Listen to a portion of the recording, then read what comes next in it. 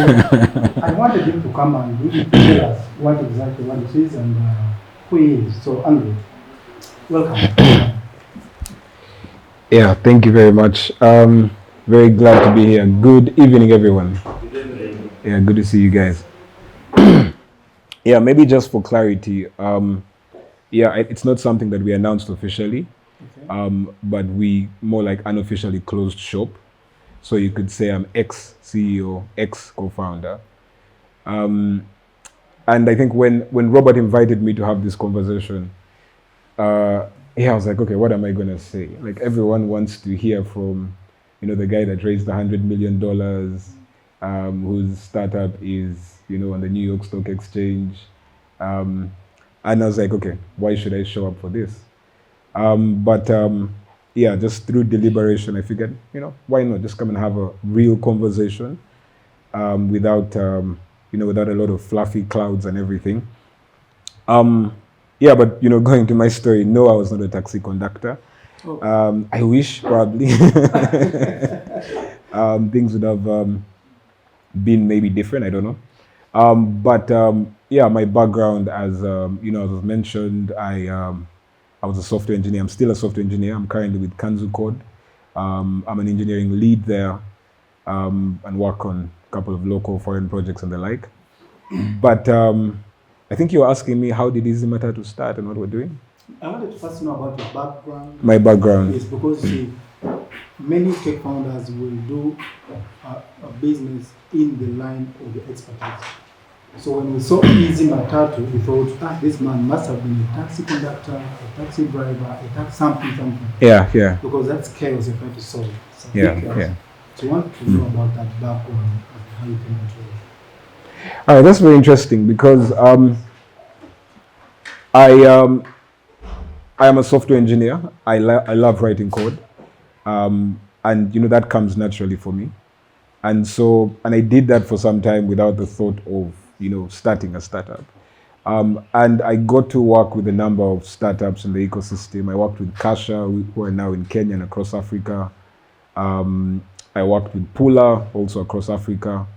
And so I kind of got immersed into this ecosystem, but I was always just aloof, kind of just, get stuff done and then move on, get your paycheck, go back home. I'm a very family-oriented guy, so that was more interesting. But then, interestingly, the story for me for Easy Matatu starts after me going for a church service. I'm a born-again believer. And I go for this church service, and it was a very interesting church service because usually it's like, talking about, you need to do this, you need to do this. And, this guy tells us that if you say you're a Christian and you've been baptized in the Holy Spirit, you have the capacity to think like a genius because you literally have the inspiration of God working in you. And he said that, Christianity is not just about going to church on Sunday. It's actually about impacting society. You actually have to be doing stuff for society. It's not about just, wearing this badge and saying I go to church on Sunday and, going to different fellowships and all of that. Like, your life actually has to demonstrate that. And so on the ride back home, I'm with two other friends and we're having a conversation and we are seated at the back of a taxi. And like, our minds are blown. We're like, okay, guys, we have been saying we're Christian. What are we actually doing, And around that moment, it just drops in our hearts. Like, look, we are seated at the back of this taxi. It's taken us 3 hours to come from Kampala to Entebbe. And this was 2018, and a lot of stuff was happening. I remember Safe Border was doing amazing stuff around borders. And, no one was doing anything about taxis, And prior to that, I had traveled to Kigali for a conference and kind of seen what they had done with public transport. And that kind of, fed into that inspiration. And so, went back home, cleared the dining table, and I'm like, okay, let's do this. Let's build something to fix public transport. For us, primarily, at that time, there was no expressway. If you lived in Entebbe, it was hell. Like, it would literally take you about 4 hours in a taxi. That's where we're at that time. And so initially we just built it to help solve our problem of getting to work every morning. because you'd wake up in the morning, stand on the side of the road, you don't know what time a taxi is going to pick you up, and then it shows up at whatever time it shows up, and then it goes stop start till you reach the city, and then in the evening it's crazier. You get to the park. Back then, you'd have to literally fight to get a seat. Like literally, like I remember a woman who I thought couldn't do it, like just pulled me out. I was like, yo, like, like it's real. And yeah, so that's really why we started Easy Matatu. Started with a simple, just taxi service that left at 6 in the morning and another that would come back in the evening at around 5 p.m. And yeah, that kind of grew. Of course, we raised funding here and there, expanded that vision. Yeah, and yeah, of course, things didn't work out per se the way we hoped they would work out. But definitely, we'd do it again to learn those lessons.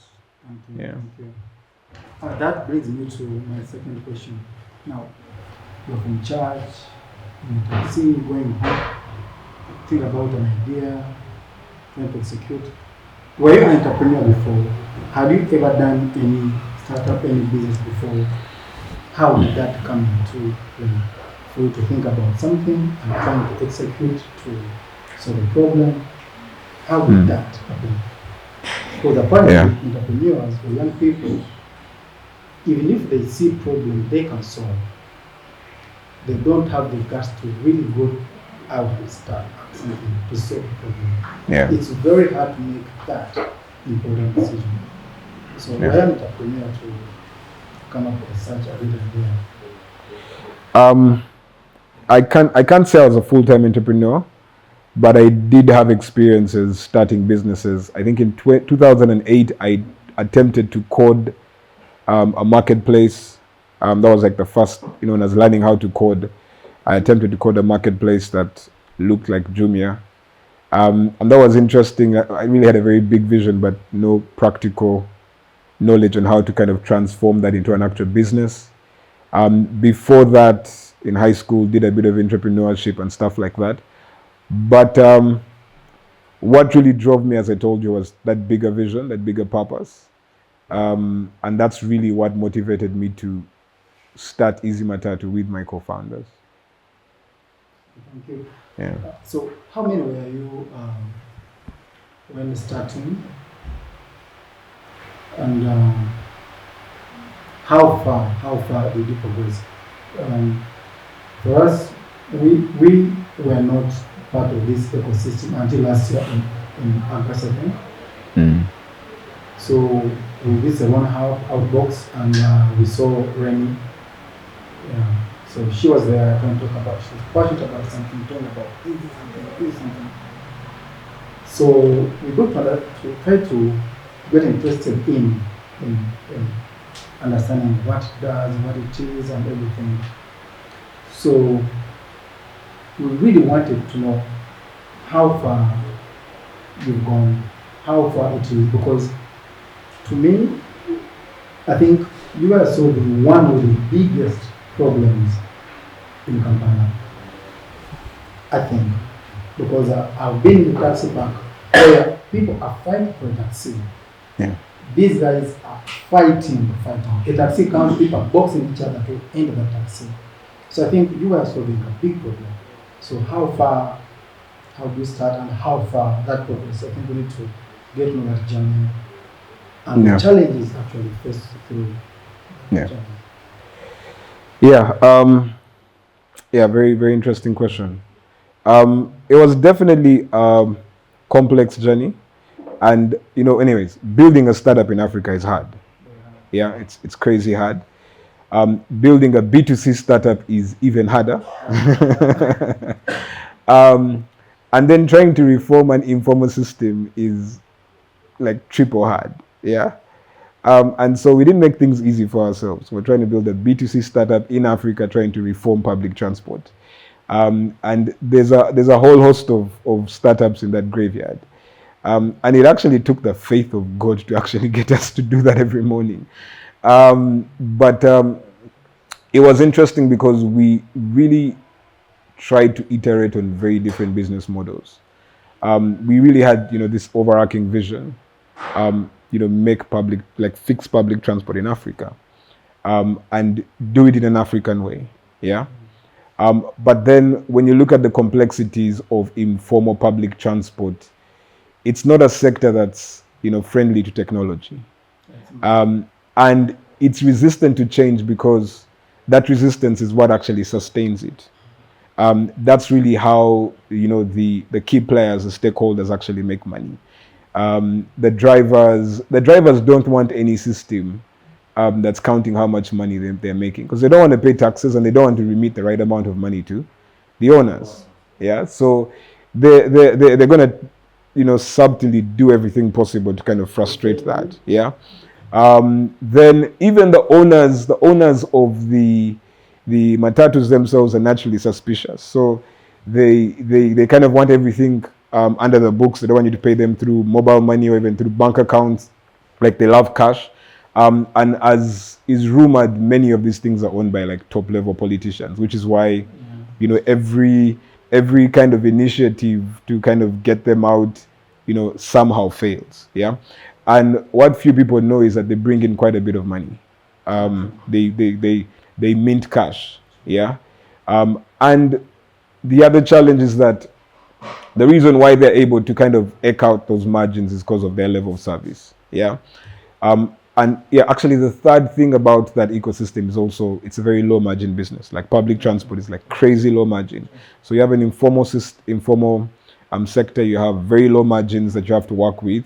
And so when you're trying to increase the level of service in that sector, you're really eating into those margins. So we had all these kind of pitted against us. But of course, I can see a lot of this in hindsight. Back then, it was like, we have this big vision. We are going to do, 1 million rides in 1 week. And, our curve is going to be like, and we did a pretty good job of really selling that vision. And I believe that, I believe it's I don't know if we'll even talk about the ecosystem and the whole VC ecosystem, but you actually need to paint that vision to actually get the money in the first place, without actually, pausing and saying, okay, is this sustainable? And is this kind of like realistic? Am I just throwing in the big numbers so I have, something to say so that I actually get the money?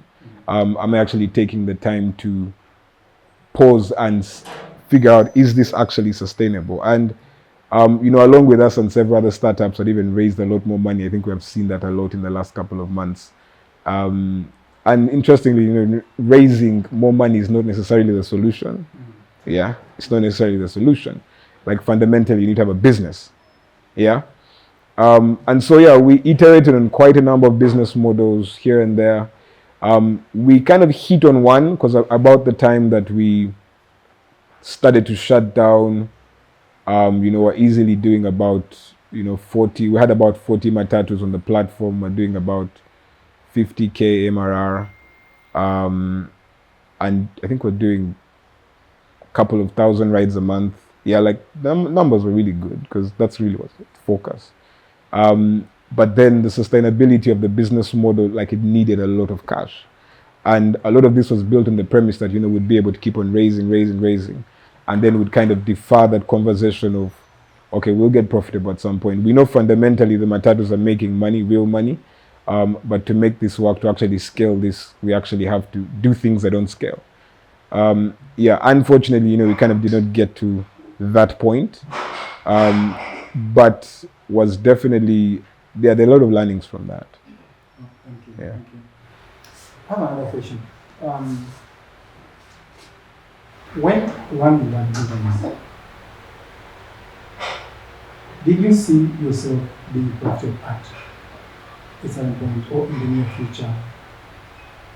That from where you were and where you thought you would be profitable, and maybe staying along, hanging on for some time, because half the time founders will not know when to exit or when to shut down or when to hang on. How did you calculate that for you to see, okay, where we think we're not going to go further, let's stop here or let's do this? Because it's a big challenge to start up founders. Yeah. So by the time we shut down, we're actually gross margin profitable, and we were like clear on that path to like sustainability. Because here's the thing: inherently, the matatu industry is profitable. Yeah. About 30% of KCCA's revenue comes from those matatus. So they actually make money, and we were really on that journey to getting to that profitability. But then again, you don't raise money by, like, you don't just raise money by kind of saying, okay, we're going to do like, because on a single matatu basis, we could easily have been profitable, yeah. But then that's not going to cut it. Like, how are you going to do this with 100 matatus, 200, 300, 500? How are you going to scale this across Africa and move into other markets? And to do that, I think in the playbook, like initially, you're just going to do things that don't scale, and that's going to take a lot of money to get to that point. So I guess we were doing that, and then funding winter comes, and we kind of start cutting back on some of those things. So in terms of figuring out, at which point, I think it really depends on what kind of person you are. Like, life is full of lessons. You do something, doesn't work out, give it your all, move on. Actually, Yeah. that was my next question about the lessons you have learned so far and the fightings you have had with investors. Because I've seen startup founders having issues with the investors. They bring their cash and they want to have a different direction from what the founders have received. So I want to get into that conversation with funders if you have any issue there, and what you would have done differently, maybe to change something. Those are two questions. Yeah, we had very great investors, very great advisors, very supportive. And I'd say we really, all right, I'd say that we really gave it our best shot. We had really great advisors, really great. One of our investors was Shell Foundation, and completely committed to kind of seeing reformation of transportation. Some of the guys also behind Safeboard as well. So we kind of had those kind of people backing us.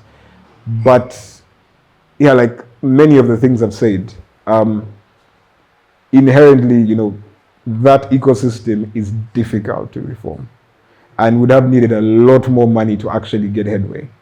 And because of the economics at that time, that money just wasn't available.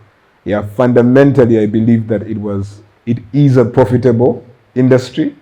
The money is there, and we're right on that path to kind of figuring out how to tap into that while improving, level of service for commuters. In terms of what I would do differently, fundamentally, I think, without getting too much into the whole VC model, it's important to start building a business. And, I'd advise any startup founder, build a business. Actually build a business, because one of our competitors never got to a point where they had as many matatus as we had, but they had a business, and they actually owned the matatus. Early on in building the startup, we made a decision to be asset light, and I would revert that decision, because I think that in that industry, you need to actually own the assets. Mm-hmm. But then if you own the assets, that's not fashionable for VCs. No one is going to give you money if you're going to tell them I'm going to own the assets. But our competitors that are still running own their assets. Yeah? And when you own the assets, your growth is much slower. It's much slower than what an impatient VC wants. But then if you keep on building on those assets, eventually you get to a certain number of matatus where you're raking in really good money. And then, of course, you're harnessing technology and making that better. And so if I was to do things differently, I would not have made that decision to be asset light. I would have stuck to actually owning the assets one by one, get money here and there, buy them, maintain them well, integrate them with your technology, and just deliver better level of service. But then, at some point we wanted to raise money, and the money was on the table, and it was these great advisors and investors like, nah, you can't be asset heavy. That's not cool. You have to be asset light, and we're going to give you all this money to be asset light. And you're like, yes, we want that money, so let's be asset light. Yeah. But fundamentally, in that industry, you need to own the assets. You need to have that level of control to guarantee quality of service. Yeah, because if you're not guaranteeing quality of service, you're losing your customers, your retention is crazy, your acquisition is high, it doesn't work. And when you own the assets, it's easier to actually build a business. It's, business because to build. We own taxis and we know the chaos. Yes, the chaos. No, owning the assets and maybe the tech. adding that, yeah. So kind of blending it. You own the assets, but you have the tech overlay to bring in the efficiencies. And so that's what we're doing. Like all our taxis were being fueled from a particular place. All our drivers had cards, so we had inside they had trackers, so we had analytics, we had all this stuff. The only thing is that we didn't own the assets, and so there was a lot of unpredictability. And so so that's something I'd revert. Second was really, really focus on building a business, because at that point it was like, we'll always keep on raising, and so if you don't have the fundamentals right and the money dries up, then it all falls apart. Yeah, and that's also part of the reason why we kind of had to close shop the way we closed. If you're actually building a business and you're building it step by step, even if you come into adverse circumstances, you can still kind of retire back to your garage and kind of eke it out. But then when you're highly leveraged and you can't raise funding, then you're not even at zero, you start going into negatives. You have creditors and all that stuff, and so you have to kind of deal with that. So it's I'm not saying, I'm not speaking out against startups that raise that the VC model and all of that, because many of the businesses, startups that have really impacted the world kind of went through that model. But I'm saying really kind of weigh that properly. Yeah. I need to understand, did you have agreements with the asset owners, the taxi owners, the drivers, or how did that work? Because apparently at our yard, when a taxi comes with a brand, whichever ad it is, and tell them remove it or pay me.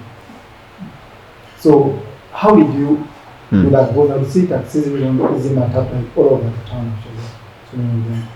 So how did you agree with that and make sure the brand is actually on the taxi all the time? Yeah, you should hire me as a consultant. Give me some. These landings were very painful, but our business model evolved over time. So initially we were thinking like Uber style, just use the Matatus when we need them. But then quickly we learned that we did not have a lot of control over the Matatus. Guy would say, I'm showing up, shows up 6 hours later. And so our business model started to evolve towards having more and more control. And so we moved out of kind of leasing these Matatus just for single trips to actually getting into agreements with the Matatu owners so that they would in effect give us the asset for the whole day and we do whatever we want with it. And we basically sweat the asset and make as much money with it as possible. And so by the time we shut down, we had these direct agreements with the Matatu owners. They would give us the asset at a fixed price, and then we'd use it to run as many trips as possible during the day. We're also employing the drivers. So we realized that we can't work with the drivers in the ecosystem. Exactly. Because it was just crazy. You could take them for 1,000 trainings, but it doesn't work. It doesn't work. Yeah. So it doesn't.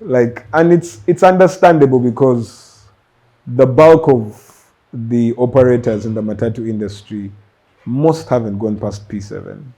Yeah, true. And so it's very hard to remedy that gap, And so we just started employing these drivers, and we found these drivers, the ones we'd employ, would do a much better job. And so our business model started evolving towards having more and more control. And I'm pretty sure if we had continued at this point, we'd actually be buying assets. because it's the only way that you guarantee quality of service to the customers. Yeah. So you speak to that industry as if it is a dead industry. So if you are thinking about doing something new with the taxi business, what could that be? If you want to restart all over again, how better or prepared you would be to actually start something in that line? Yeah. Yeah. So on the assets, like I said, that's not a sexy business model. You wouldn't raise a lot of money, and it would take a whole lot of time. But if you had 30 Matatus that are running efficiently, you'd easily be doing 30K in revenue with about 20% gross margins. And you just keep on adding those Matatus. With an app, with a platform like that, because what we saw was the technology was needed. The technology was needed. People wanted that peace of mind of booking. An interesting fact, so we have a group of our former drivers that created a WhatsApp group and still do the schedules and still interact with our customers via WhatsApp. Actually, the call, I tried it, I ordered once. Yes. You live in Entebbe? No. Because they're primarily in Entebbe Road. I was just trying to see whether it works. So I ordered and I forgot about it. So someone calls me up like an hour before they says, oh, hey. I was like, okay, I'll just order and not come yet. Yeah. So I knew maybe someone would do it. Yeah, so fundamentally the need is there. And so that's really how I'll do things, first start again. Okay. In Uganda, if you see this ecosystem, for us we started way before 2018, and we never had anyone to run to in case things go wrong or you don't understand stuff. You are in a box, you're being boxed in a corner. You can't run to word of advice to tell you maybe. So what currently, what advantages do you see in the ecosystem that startup founders can actually use or leverage on to build something credible to solve problems in society currently? Because there are so many hubs and programs that actually can aid founders to build something. Yeah, I think there's so many resources right now. There's so much you can learn online. There's so much so many people you can get connected to. I remember when we started and we realized that we didn't have advisors that we needed. I just went on LinkedIn and started inboxing people. And I just found relevant professionals and I was like, yo, I've started this startup, we need help. I need advisors because I had never done this before. I'd never done it before. And I don't know, 50 or so messages after, 2 or 3 people responded, and most of them ended up being on our advisory board. So, just being very proactive about reaching out and finding the people that you need that can help you on that journey. And most people are more than happy to be part of something that's, larger than themselves, that has true purpose, and, they're happy to even give their time free of charge.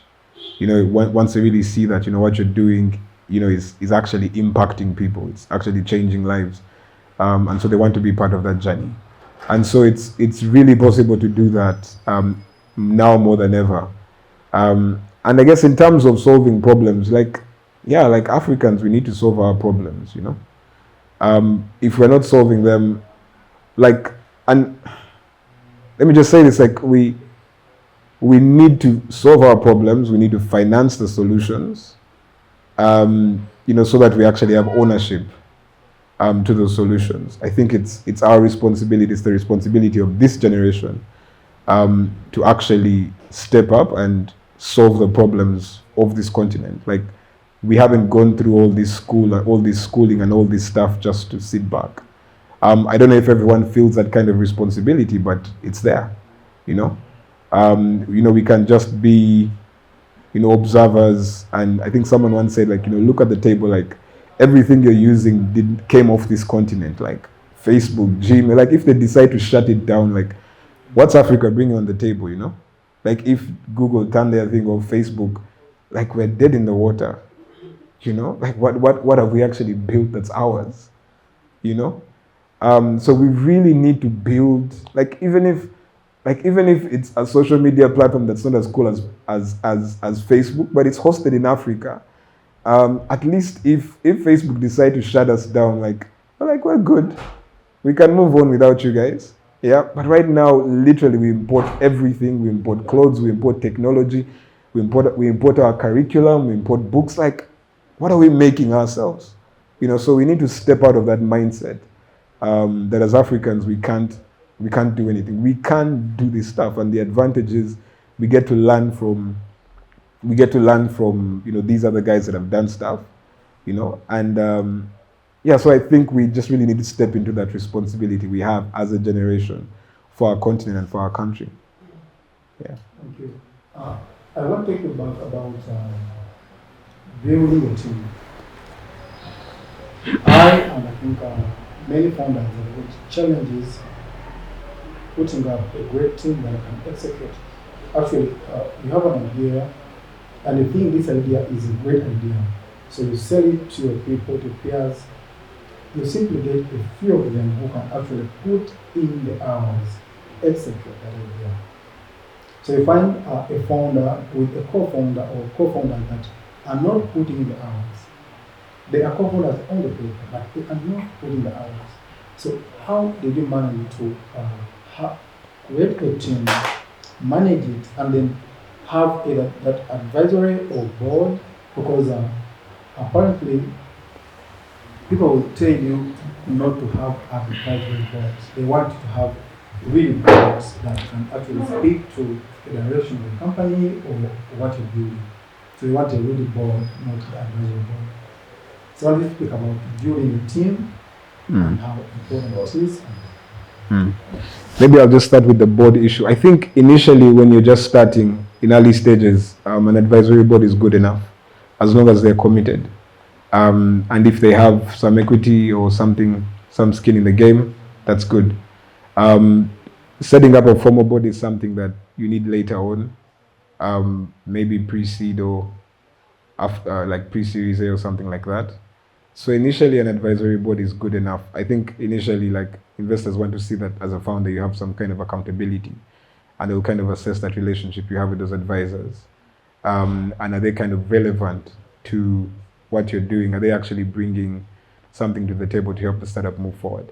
So in the early stages, it's really good to have an advisory board because you don't need to get into the legal complexity of setting up a proper board. And then some people set up boards that are like political committees, like parliament committees. Like you have all these guys in non-functioning, but these guys just come and they have no clue about what the business is. They're not passionate about it.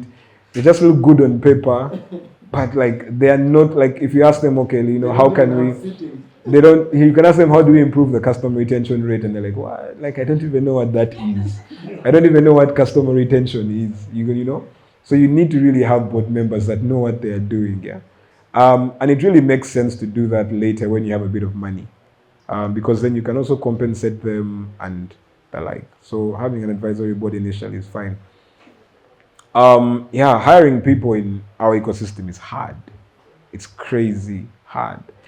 I think that's one of the issues with most of our startups, because finding the right people, all the right people that have the skills and that are able to do the job don't want to work for a startup. They don't want to work for a startup. They're comfortable making very good money in the corporate world. And so you show up and you're like, I have these big dreams. And I need your experience on the table. It's like, even if you actually have raised the money and you can say, okay, I can pay you good money, they just don't want to be a part of that. And so you start looking at these other ecosystems, and yet the kind of people that you need in a startup are completely different from the people that function elsewhere. You need a different kind of person, and finding that kind of person in an ecosystem is hard. And so eventually what you have to do is, get people, believe in them, But then also because of the pace of things, you don't have time to kind of grow someone through that. Like you have targets, you have like things are moving very fast. So sometimes you land on some people. And I remember like really shout out to Self Border because they trained a lot of people, and then at some point when they're downsizing, they let go of many of these people. And so we end up hiring a lot of these people because they've kind of gone through, the startup. Yeah, that they've been baptized by fire. So they now they understand how things should work, and so that really helped. But still, at the higher exec level, it's even harder. And so you have a lot of most of our startups have experts in the exec level positions. Yeah. So interesting conversation. They have experts. So, and it's not. Yeah, it's because getting those people is really hard. So that was really something that we struggled with, and I'm sure most startups struggle with. Of course, I'm sure things are better now than they were last year. More startups, more resources, ecosystem matures, things get better. Yeah. But still, hiring, I think, is not as good. We don't have good people in the ecosystem. So, how many co-founders were you, and who convinced them to be part of what we do? Because it's really hard. Let me tell you a story. When me, I'm an insurance expert, I understand insurance. Like, I really understand how it works. Now, you get a problem, and it's a persistent problem, and you know what you can do to provide a solution to this problem. And you're a manager, you earn $5 million, you have a car, you have a house, you have a phone, you have everything. Now, you're convincing your other colleagues to leave employment to come and start something you're never sure whether it works or not.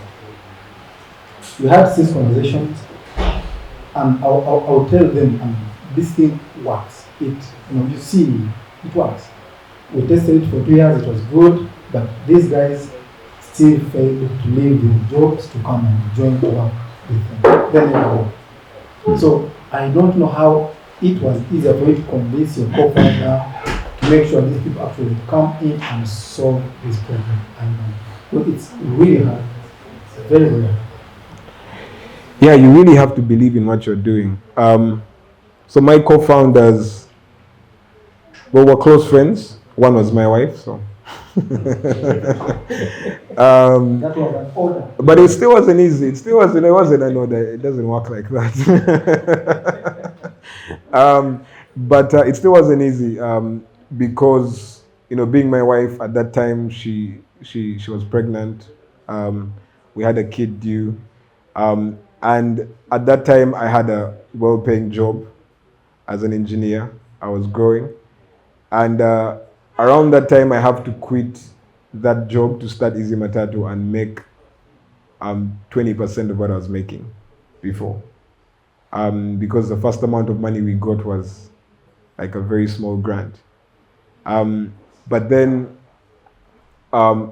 really, you can't be 1 foot here, 1 foot there, especially with a startup. It needs like your all. It's crazy hard. Yeah. And so that was a very difficult decision, but we really believed, and then, once we saw other people coming on board, it became easier. And I think for the first 3 years, I never really made the same amount of money I made before, even as we're raising. Because, that was just my skin in the game. That was my sweat equity, yeah? And so I also understand people because, you're going to jump ship, you're going to leave what is stable for what is not certain in an economy with a very high unemployment rate. I think people in the Western world can do that because, the odds of you getting another job after you quit the other one are higher than here. Yeah. You're sure you might never. You might never ever get anything close to that again, Actually, for us, when I was quitting, I told my boss the vision, what we saw, and what we thought was working. My boss took me for coffee and sat me down. Told me, Isaac, you're one of the 0.001% in Uganda earning that amount of money, living that lifestyle, you have this privilege, you have this, you have this, you have a young family, what are you doing for? Yeah. Are you mad? Are you crazy? Like, no one in my circles believed that we can do something. And they thought I was even mad to think of leaving what looks good to go build something we are not so sure how it can work or it does work. How many of you are married or have wives or girlfriends? I don't think girlfriends count. How many of you work with their girlfriends or wives? So I also work with my wife, and I can tell you it's crazy. Oh man. That's another session for only marrieds. I want you to speak more about that because maybe I can learn something. Because apparently, if there is fire at home, it sometimes escalate to. So, wow. You really have to pay me for some of this stuff because these questions are very targeted, you know. I think they'll share with you my mobile money number, but I'm joking. But yeah, working with your wife is very interesting. Working in a startup with your wife is crazier because the amount of pressure is going to spill over. It's going to spill over into your home.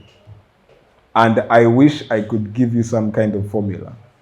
Yeah, I don't have a formula, but I think eventually we just learned a couple of things. I think initially, while we didn't have space, we're sitting on the same desk. And so we go to our pastor and we tell him these things are happening. And it's like, why are you guys seated on the same desk? Like, she needs to sit somewhere that side and you need to sit that side. Like, don't sit on the same desk, you know? And then another time he told us, like, you need to avoid seeing each other too much. You need to miss each other. So you don't want to be in the same space. You're seeing each other morning. You don't miss each other. Then you come back home and then it's the same person, you know? So some of these things help people who are in like traditional settings, you know, in the mornings, she goes this way, you go this way, you come back in the evening, how is your day? But now you come from a startup, you don't ask her how's your day. She knows how your day was. Both of you, if both of you had a bad day, then like you're not going to ask each other that question, you know? So it was very interesting, but I have a beautiful, godly wife. And she made things easier. She made things very, very easy for me. Yeah, I thank God for her. Yeah. So that's advice. Challenging is that for us, she doesn't sit there, we also sit here. Yeah, you need to fix that. It's crazy. Yeah. So,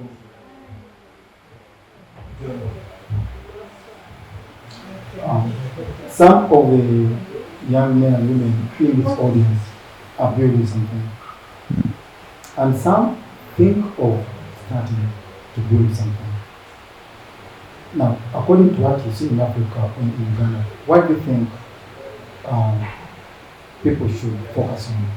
You know, with AI, technology.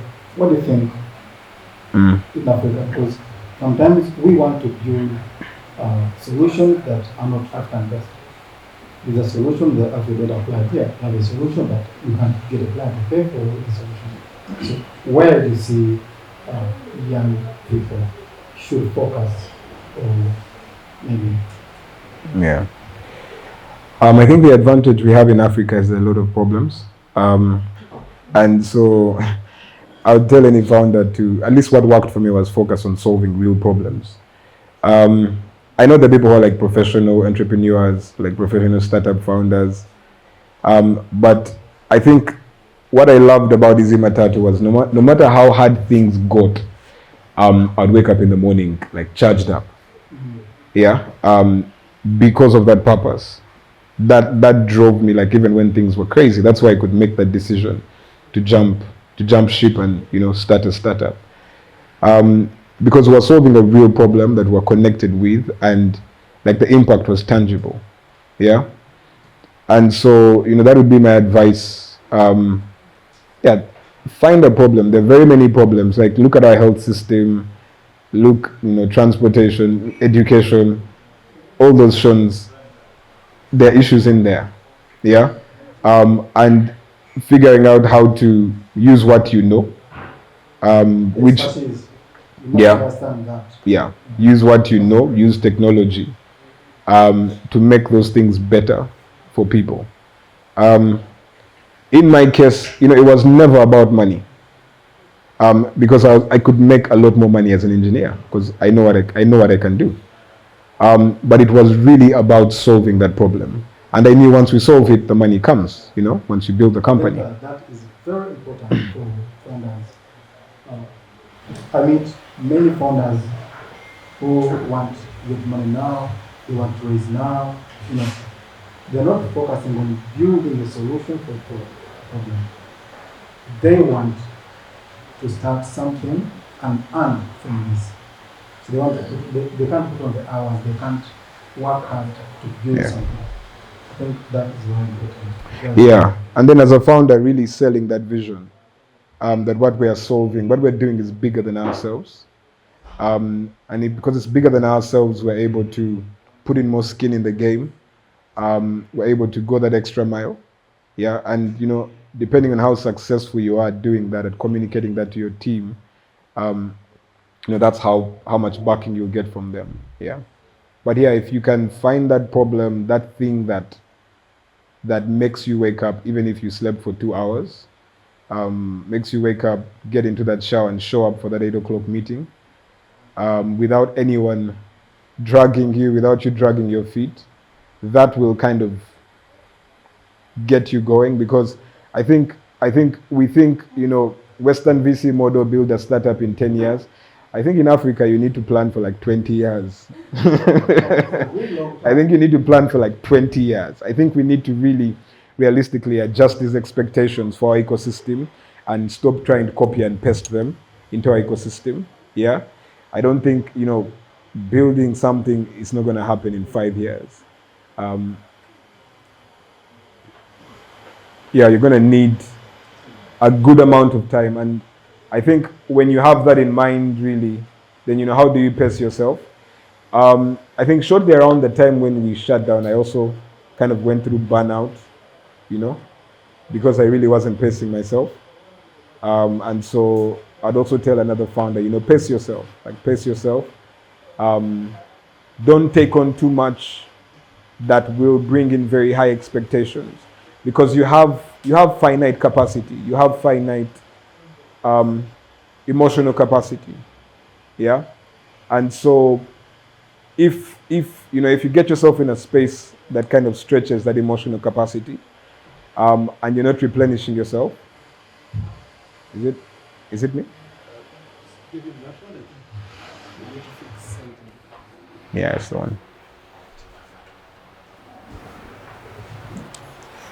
Yeah, so yeah, if you try to avoid taking on kind of more than you have the capacity to take on, then you prevent that burnout that will come.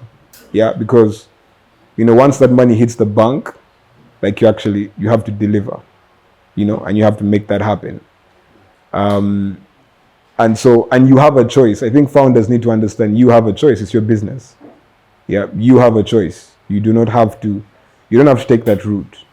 Yeah, but if you do take it, then take it when you've counted the cost. So that's really important. Yeah. I don't think it's working.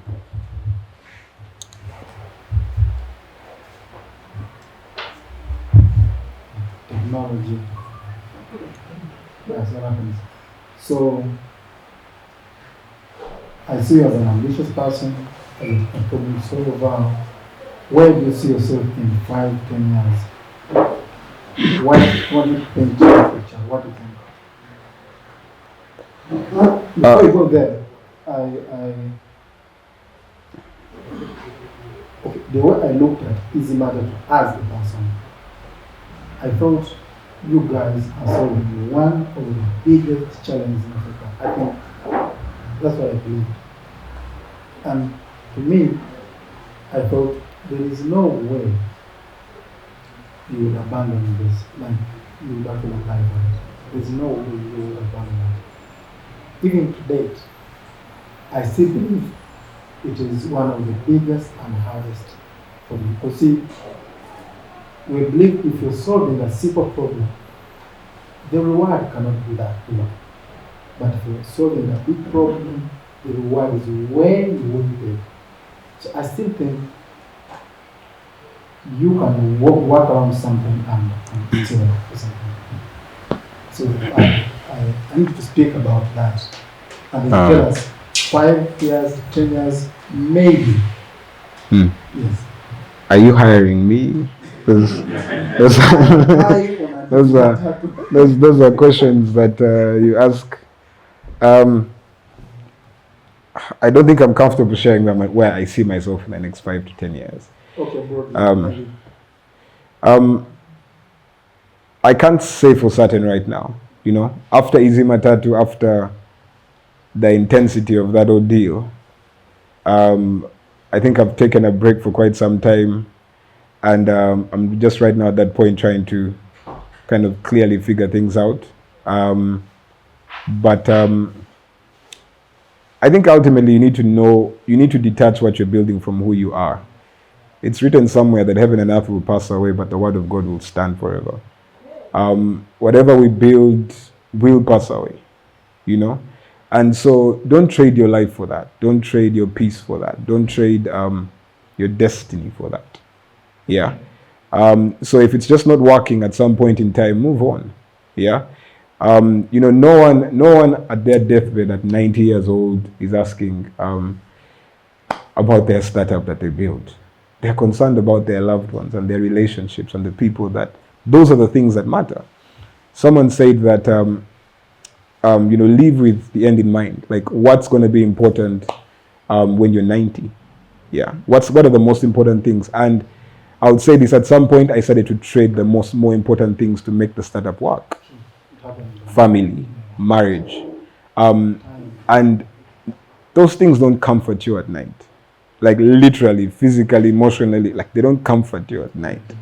So it's really important to kind of have that perspective of what's actually important. I know many of you guys are very ambitious. You want to do great things for the world. But someone has to tell you that there are things that are important in this world. Your family is important. Your relationships are important. Those things are important. Trading your family to build a business, that's not going to count when you're 90, when you're 100, on your bed, thinking about what you used your life for. What's going to count is the actual impact that you had, the lives that you changed.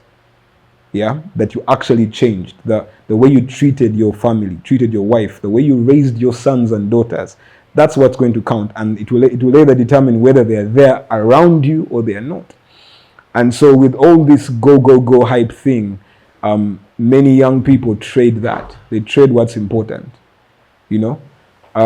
So at some point, if it's not working, so yeah. If you can advise our young people here, if you're building something, how many years do you think you can give us? You're building something after this long, it's okay for you to do that. I've just said that, I think to build a startup in Africa needs 20 years. Yeah, that's what I think. That's what I think. If you look at our most valuable companies, yeah. Okay, look at our most valuable companies, like real value, like actual tangible value, like MTN, Safaricom. Like, how many years have they been around? Long time. Yeah. So, as I said earlier, we need to kind of adjust those expectations. Yeah, it's not copy and paste. Like, adjust those expectations. I think more than 80% of our nation is not educated. You have these real statistics that we're dealing with in our nation, and we're not just going to paint over them and create our imaginary bubble. Yeah. So I think when you're building a business, account for that. And I think if fundamentally, and I think this is kind of where you have these weaknesses in the VC model, because if they want to get a return in 10 years, but the reality is that most businesses need a bit more time. Yeah. And I think one of the ways, if I was to go back and, fix things was, be asset light, build the build on the fundamentals. Yes, go out and raise, yeah. But if the money out there is not there, I still have a business. You get. I think that's really important. But then also, yeah, there are success stories. But then if you believe in probabilities, or if you account for them, not everyone is going to kind of hit that thing. So it is wisdom to account for the possibility that you may not be one of those success stories. So internally kind of set your expectations. Yeah. Thank you. You talked about raising. Raising can be draining, like really draining. So I want you to take us through that journey a little bit of raising, because for us, we are not encountered any, we've not been part of that system. It's only last year, August. But I can tell you the amount of energy, the drain, going through due diligence with these guys is crazy. It's crazy. It becomes another job. So you actually working on two startups. There is a startup for raising, and then there is your own startup. It's completely hard. And these guys are asking, before even they invest, they want to know everything, and they want to change so much. One of the investors told us they want us to hire a CTO, CFO, doing what, and they're telling me, as a team lead, I can't earn below 10 million. Now, they want even to determine how much you earn and how much you pay the people they want you to hire. You need to talk about that raising journey. Yeah, investors don't know everything, especially if they're not from here. But one of the things my advisors told me earlier was that raising is a full-time job, and I did not take that very seriously. So if I was to go back, I'll take that very seriously. It is a full-time job. I loved the business. I loved building it. I loved interacting with the drivers, the customers, building the tech. And unfortunately, I did not. Well, my co-founders also loved that, so we did not have. So I was the person that was strongest with raising, but then also I was running the business, and I loved the business, and so I did not put in as much time as I ought to, because raising is a full-time job and it's crazy hard. Yeah, I think one of the challenges many founders struggle with is integrity issues, and I think as a people, that's something we struggle with. And if you have integrity issues, it really makes raising hard, because during due diligence, these things are going to come up. And many of these VCs, they've been entrusted with a lot of money, their jobs, their careers on the line, and so they want to be very careful about who they're going to give money. They don't want you to get that money and then go buy a house somewhere and take off. Buy a big car, get money and buy a car immediately. I've seen many founders do that. And that's something we struggle with as a people, integrity. I think that there's so many tactics and things that you can read up on, but one of the things I would say is if you're really honest, and you have integrity, and what you say at the beginning of the conversation is what you're still saying 2-3 months down the line. That really gives your investors confidence that this is someone we can work with, and the whole process of due diligence is kind of designed to kind of uncover that. And the truth is, like, statistics have shown that lies don't hold up for long. No, they don't. They never. Like, I don't know why we keep on doing it, but they don't hold up. Like, statistically, lies don't hold up. Eventually you sleep somewhere, and so I think to make raising easy, just be really honest, not naive, but honest, and have integrity. Once that comes across, someone will want to trust you with their money, yeah, you'll be able to get to raise. Very important. I need to understand, after all this crazy world, after everything, what makes you happy? What do you do for fun after all the noise and now the you? Yeah. I love my family. I love to spend time with them. Very passionate about them. One of the things that really took me through this is my faith. I'm a Christian. I'm a born-again Christian. I love to talk to people about Jesus. I think that's an aspect of life that society ignores, and you see a lot of the issues because of that. A lot of people have a lot of emotions around the religion. That's their business. But I love to talk to people about Jesus. I love my family. I love to write code. I love to build stuff and solve problems. Very important. This is my last question. I need one major regret you have in life. And Wow. one major success. You look at this, you think, yes. So, Are you sure you want me to answer that? maybe. Yeah? Many of you may not like the answer. But my biggest regret is I wish I had known God earlier. I wish I'd had a personal relationship with Him from an earlier life, because I got into drugs and all sorts of things, and I really struggled for many years. I was an addict, lived on the street. So I really struggled, and so I wish I had got into a relationship with God very early. I was an atheist for many years, for like 15 years, and I really believed in that. And so I had an encounter with God, and I'd say that's my primary success in life. Everything that changed in my life changed because of that. So those two things, and those are the things for me that count. Those are the things that actually took me through the last couple of months. When you're building something and that fails. How do you get back up from that? Not that it was a crutch, but that's what helps me love my wife, love my children, prioritize them. So for me, yeah, that's my regret. I literally envy people that get to have that relationship with God early on in their life. And I mean an authentic, true relationship with Him. I don't mean like religion. I don't mean like this facade of going to church. Going to church doesn't necessarily mean you have a relationship with God. It's like the life you live, your lifestyle. Your lifestyle speaks about who you believe in. So actually having that opportunity to know Him personally, for me, that was my greatest success, and I trust will continue to be the greatest success in my life. I know as long as I have that, you can take everything away, but I'll be fine. Yeah. And the success? Yeah, that success is knowing Him. I think number 2 is marrying my wife. Oh. Yeah. is she live streaming somewhere? Unfortunately, she's not anyways. Yeah. One last question. Singing or dancing? Which one would you? Singing, definitely.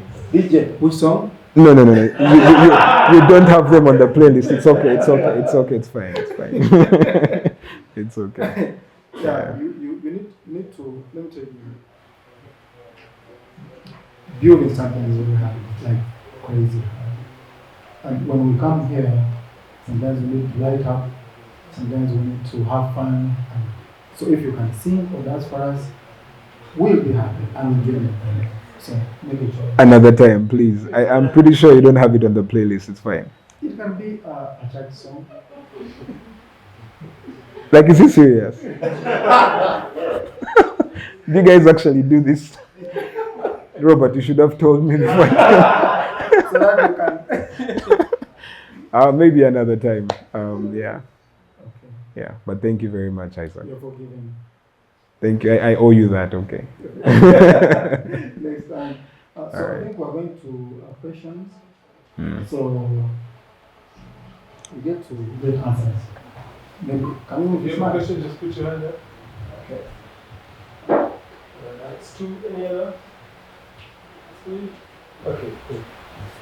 So we can do a round of up to 5, and then do you want to answer one by one or take all? Yeah, let's answer one. Let me take them all so that we use our time more efficiently. Yes, hi, Emma. It's great to finally meet here. Again. I first met them, I think, in 2018. Oh. Yes. They set up a series. Yeah. We're around 5 companies. Last man We always standing. looked up to is a Matatu. Yeah.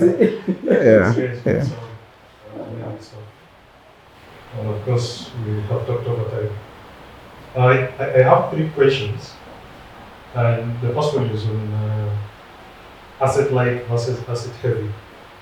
Because when I look at my startup, Your West, I think probably at some point we have actually had those conversations. Um, you know, for trying to formalize the traditional or a very informal sector. Now, like our case, that is, waste management. Yeah, the truck guys, you're saying, hey, I've got an app and these guys are going to, you're going to use businesses and you don't have control over, their nature of what? Service and how they deliver the quality to the customers. I think my question is, what did your investors think when you brought it up in your conversations that probably we may need to shift to an asset-heavy business model? Do we have some of those investors that are seeing the reality in this local, situation during your conversations? Then, of course, the second one is on regulations. I probably think transport is like waste management. How has your experience been with, for example, KCCA? We work in Intel as well as in Kampala. I don't know, the Intel is usually a little bit calm. The leadership is much more receptive. So what was your relationship with, these regulators, KCCA? Did you find, it like something that would have affected your existence as a startup? Then lastly is, towards that last month or week or whatever it was, when you wanted to call it quits for your startup, what was the tipping point? What did you look through after all those 5 years of running your business? You know what? I think all these things lead to this day. I think I need to close down my startup. Thank you. Okay.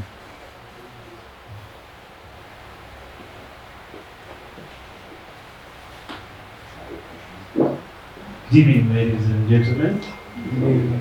My name is Jacob. I'm a software developer. I make virtual reality applications for education. We digitize skills-based learning.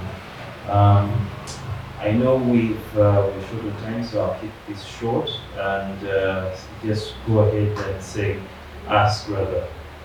This team building thing that you were discussing, I know you spoke of making sure that it's never certain, like you say.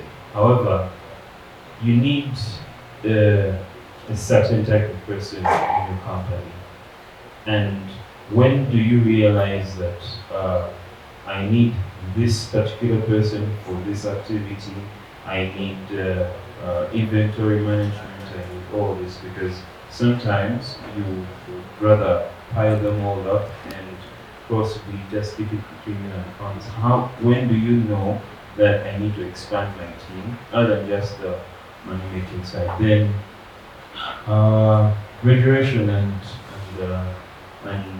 the alike. How did you manage this whole URA situation?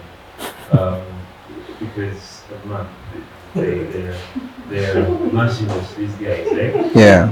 So how were you able to understand when to engage with these individuals, how to engage with them, and then third, least, is on the realm of funding.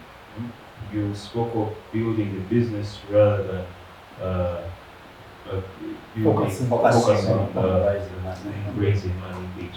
Now, this is an interesting question because for startups that are trying to change how tech is used in the country, and yet tech is not really that well used in the country. For example, the mindset around digitization of education is still on the low, especially in education. How do you navigate that digital realm versus the reality on ground? And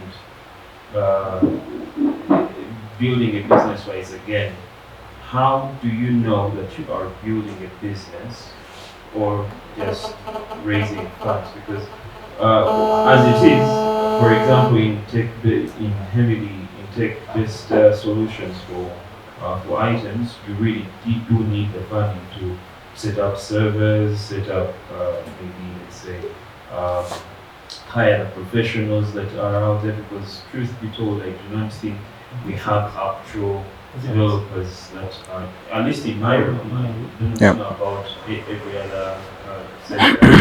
We do not have those ones that were trained to be virtual reality developers, that were trained to be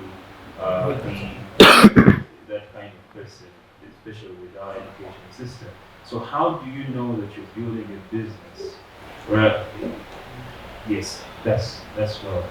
Thank you. Thank you so much.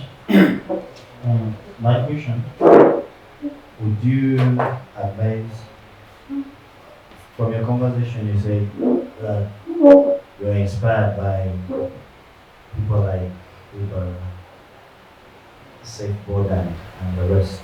Would you advise an entrepreneur to copy a business model and try it?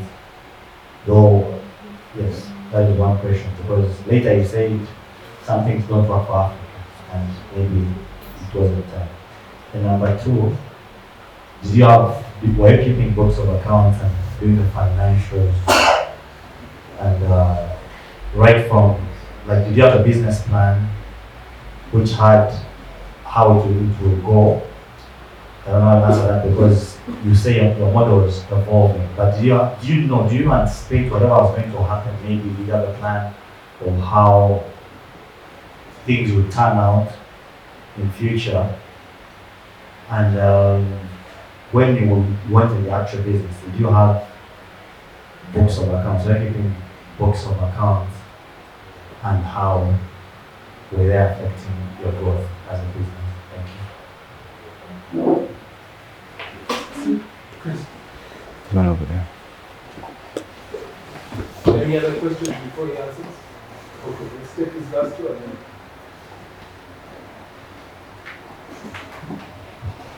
Good evening, Joseph. Professor.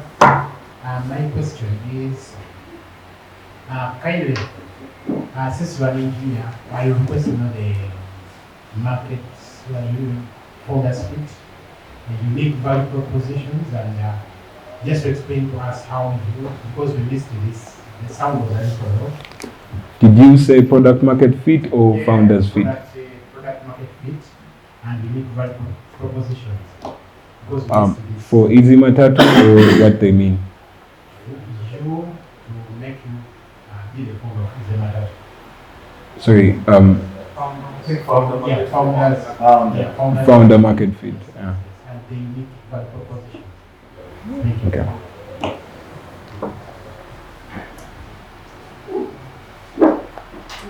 Hi.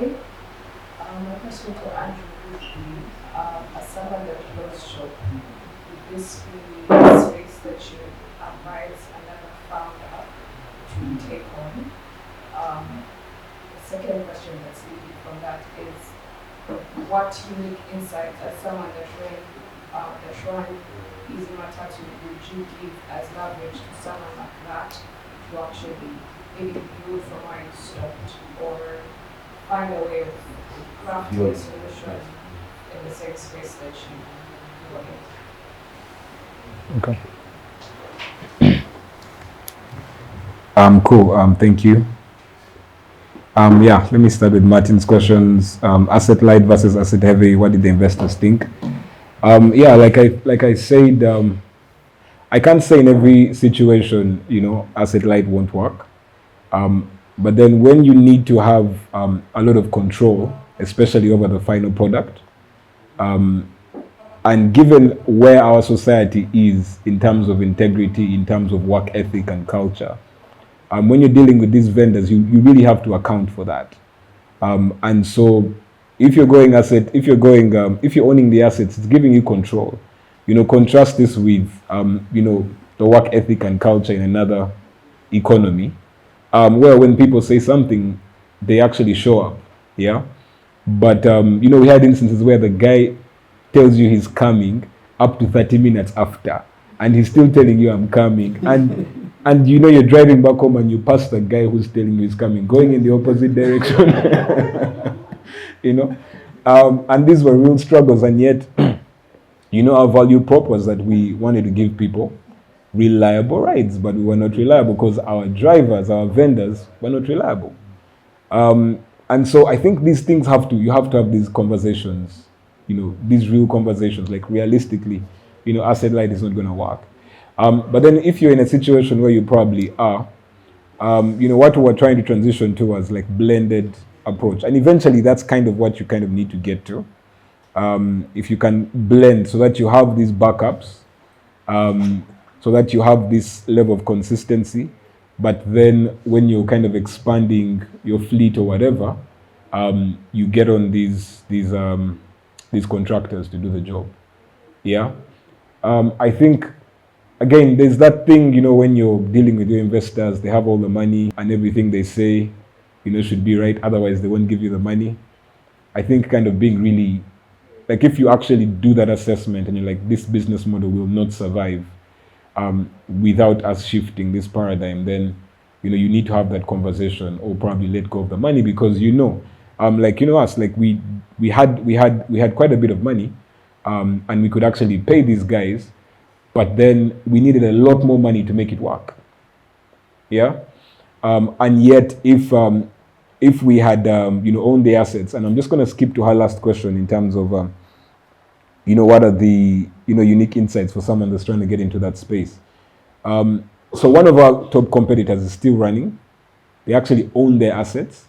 And to a certain measure, they are providing a certain level of service, not without an app, yeah, but it's good enough to get repeat customers.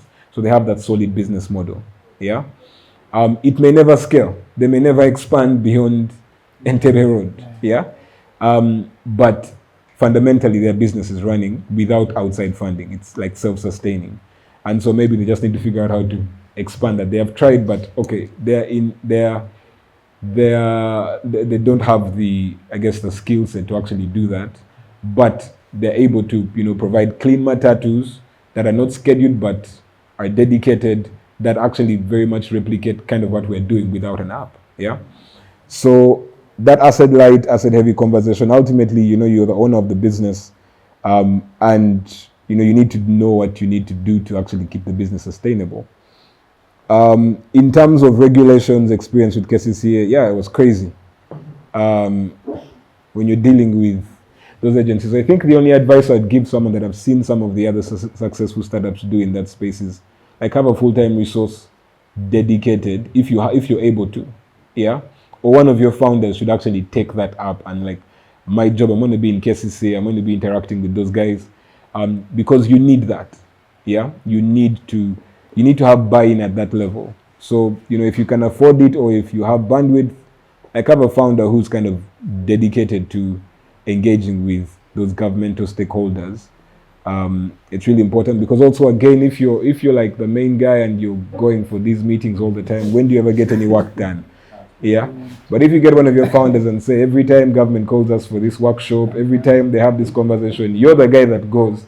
That way you have, you know, you're plugged in there, which is important, because you know how kind of unpredictable some of our policies can be. So if you're not aware of what's happening there, then, you know, you'd kind of get into trouble. Yeah, you asked a really good question. What was the tipping point? So yeah, like it wasn't immediate. We actually, a tipping point was we ran out of money. Yeah, but we really tried for a couple of months to raise, even after we had to significantly downsize, for about 6 months or so. But then it's at some point it becomes like, you know, a stone rolling down a hill, because the moment you downsize, no investor wants to get into, you know, a company that downsized. Why did you downsize? Like they all want to get into a company that's going onward and upward. So it kind of steamrolled itself. So that was really the tipping point for us. I think about like December, when we were really able to, you know, once we were not able to raise, then we started trying to get acquired. And we had a couple of conversations on that line, and that didn't kind of pan out. though we're able to kind of get roles for some of our staff. Yeah, so that's kind of how things played out. Jacob, your question, when do you realize you need to hire some people and expand the team? Yeah, I remember you said that investors telling you need a CTO, CFO. Yeah, like you don't need to do that. Like grow when you need to grow. Yeah. Fill the role when it's needed. Like fill the role when it's really hard for the existing people to do it. Yeah. At one point I was wearing all the hats, and then at some point it became too difficult. Then we had to get an accountant. But at one point I was balancing all the books and all that. So grow when you need to grow. Don't get into the hype. I thank God we didn't get into that kind of hype. Don't get into the hype of now we have money. I need a CTO with a big desk. I need a CFO with a big desk so that, when you walk into the office, it feels like we have arrived. No, that's pointless because you're not building a corporate company. You're building a startup. You get? So, we only would fill the roles when we needed them. When, like, the people on the ground were tired of doing, like, 10 things, and then you're like, okay, let's have mercy on this guy, let's remove this responsibility from him and hire someone to do it. Yeah, so and that often happens with VCs like who have not really like been on the ground. They're like, you have to do this, you have to do this, you have to do this, you have to do this, and it's just not practical. Yeah, of course, when you're having those conversations of scaling, like you can know, okay, at this point in time, we're going to need a CTO because maybe we want to move into another market, and then you start looking for a CTO, yeah. Or at this point, once we raise Series A, where these needs are going to multiply, and so we need these kinds of people, yeah. So you can have those conversations early, but don't get into the excitement of I have money, so I must have a marketing manager. But if you have the time to do those posts, do them. If there's some other guy who has the time to do those things, do them. Until you get to a point like you have a crazy campaign and then get a marketing manager or something like that. So kind of do that when you need to. How did you manage URA? It's crazy. I think URA really picked up in the last couple of months. But the one thing I'd tell any founder, be very proactive about URA issues. Don't just trust accountants blindly to do your books. Either have one of the founders, or have somebody who has that expertise who can actually look at those books before they are submitted to URA, because URA takes advantage of books that are not properly audited and will slap you with ridiculous stuff. And don't overly delegate those conversations with URA unless it's really someone you trust, like a founder or someone who really has buy-in. Don't. Like when you need to have that meeting, if you can't go there yourself, if it's not another founder, don't just send your accountant. Yeah. And one of you as a founders needs to understand finance. You need to be able to look at those books and understand what's going on there. Because if you get an accountant and they just file those books and they do stuff that you don't understand, and then before you know it, you already slap something on you, and then you send that same accountant who really has no skin in the game, and then before you know that, you're on 17th floor trying to argue it out. I don't know if any of you has gotten to that point, but we got there. Yeah. And yet initially, if I had gone for those meetings, because I understood the stuff, I was just too busy, I sent the guy. Even better if you have someone in there. I don't advocate for passing things under the table, but if you have somebody in there, yeah, who can kind of help you give you the lay of the land, it's really important. So handling regulation, URA is something you really need to pay attention to. Yeah, because the moment they know money is hitting your account, they want some of it, even if it doesn't make sense. I need to add something about the URA thing. If you are dealing with URA and you actually have a lot of money with them than they demand, you should never apply for a refund with URA.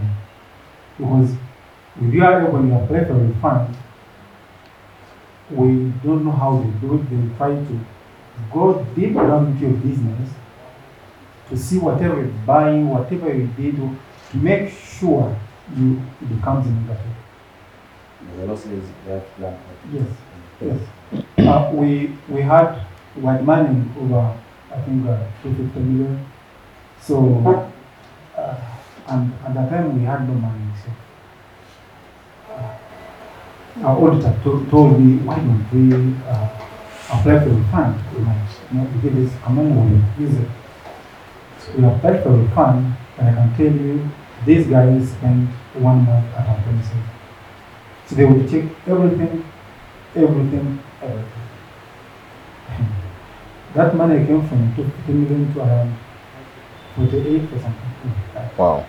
And even paying that, my friend, it's crazy. So you'd rather don't apply for the fund. That's my experience. Because these guys will torture you before. And then someone was speaking about having asset light or asset heavy. I think you as a founder need to make some decisions depending on the future of building or part of building. For example, for a business, we earn 80% profit when using our assets and 20% profit when using a provider asset. Now, the investor is telling you not to own an asset, but we're giving a client a response time of half an hour to an hour countrywide. I can tell you, Uganda is small on the map, but this country is damn big. Giving someone half an hour in response time means whenever their car gets an issue anywhere in the country, you must be there under half an hour. It's crazy, it's hard. Now, you're dealing with a provider who didn't sign this contract. Whether you told them how hard, how important the client is, but when you lose a client, they still go do their business as usual. They still. So we had to think about this and increase our assets in strategic areas across the country, because we own 53 trucks across the country, but we don't own all of them. But at least in most strategic areas, we have trucks that are stationed there. Because if Atalanta is paying maybe 100 million or 100 million, and you cannot dedicate a truck to wait for this client anytime if something happens, you lose the contract. So I think that conversation has to be between you and what you're building, then you can agree with them. And secondly, when we are raising, we don't have to be desperate. You cannot be raising when you are dying or when something is happening, because these guys will look at you and look at how desperate you are. Yep. We have term sheets. They've seen some of them. These guys are giving you good money, half a million, what. But the terms in there are ridiculous. You know you're tying your neck in here. So you need to fundraise when you're not desperate. I think that's what I would say. Maybe on that last piece, I'll just chip in there. Also with those term sheets, try to make sure that the money hits the bank as soon as possible. And things that defer the money hitting the bank will not help you, especially when things are tight. Yeah. So that money needs to hit the bank very quickly with as minimal milestone events. Yeah. So you can be a bit more lenient, on things like equity and stuff like that. But then ultimately the money is the lifeblood of the organization. So you need that to hit the bank as soon as possible. Can I finish this? Okay. Yeah. So you asked how do you know you are building a business? When you're making money. Definitely. Yeah, when you're making money. And you're right. You need the money. You need the money to kick things off. Yeah, but really have that end game at the back of your mind. Like, how do I get this thing as profitable as soon as possible? But even today, like, to get things off the ground, you need a couple $100. We're talking about servers and stuff like that. There are free plans here and there you get on and all that. You can get your MVP out with like under $1,000, even like even 200 if you want. Yeah. But then yes, you need the money at some point to kind of scale up a bit. Would you advise a founder to copy a business model? No. Yeah, no. Yeah, I think it's like, part of building the business is kind of, yes, you learn from these different business models, you pick what works, throw out what doesn't work, test it, kind of go through that loop. Yeah. So do a lot of iteration. Yeah. So obviously what works in Europe, what works in the United States will not work in Africa because of all these dynamics. And we really have to, adjust our expectations. I think you also asked about, how do you navigate the realities? Yeah. Just really adjust your expectations. Yeah. How many people actually access internet? How many people have smartphones? We had one of the biggest issues we had was, we thought it's 2023, 2024, everyone has a smartphone. A smartphone is 100K. We met guys in Kampala who are getting one for the first time. Yeah. And we had to buy them smartphones. So, some of these things are the realities of our economy. It will grow over time. And so you have to keep on adjusting those expectations. And that really should filter down to, your goals. We're going to sign up 1 million people in 3 months. Yeah. I know for a fact that, digital spend doesn't work very well in our ecosystem. I'll give you that one for free. We are still mainly outbound sales. That's like these wonderful campaigns where you splash your billboard. Like the moment I see that, I'm like, someone got money, but it's not going to have much throughput. Yeah. We still need to acquire customers using salespeople. Yeah, because that's just where the economy, that's where things are. You can pump in a lot of money into your Google ads and you get a lot of downloads, but then track those conversions, track the retention after that. Some of the customers that stayed the longest are the ones we found on the streets and talked to, So you kind of have to adjust some of those expectations. And there's that tendency, we have all these buzzwords, yeah, but kind of just simplify it and adjust those expectations to the reality. Even when you are, pitching to these investors, they want the big numbers, they want the huge market, yeah. But then, given the prevailing conditions, can you hit those numbers? Of course, there are founders who keep on raising by kind of stretching the truth or creating alternate realities. I wouldn't advise for that, yeah, because statistically, yeah, the reality still catch up, yeah. Did we have a business plan? No. We had a pitch deck and a financial model, and the pitch deck was the business plan, and the financial model was really how we raised money. Did we have a book of accounts? Yes. From day one, we had a book of accounts. We were using tools, and there's lots of tools you can use. Until I was doing the books myself initially, filing taxes, all that stuff initially, until I couldn't handle it. Then, until I didn't have bandwidth for it, and then I handed that over to someone else. It's really also key around fundraising and integrity. Like, if you can say, we got this money from here, here, here, and we can actually account for it. Yeah, it means that, we didn't get the money and buy a car. We actually used the money for the business. Yeah, so it's really important to find a way to get those books, keep them honest. So you really build trust. Someone asked about founder market fit. I think I know what that is.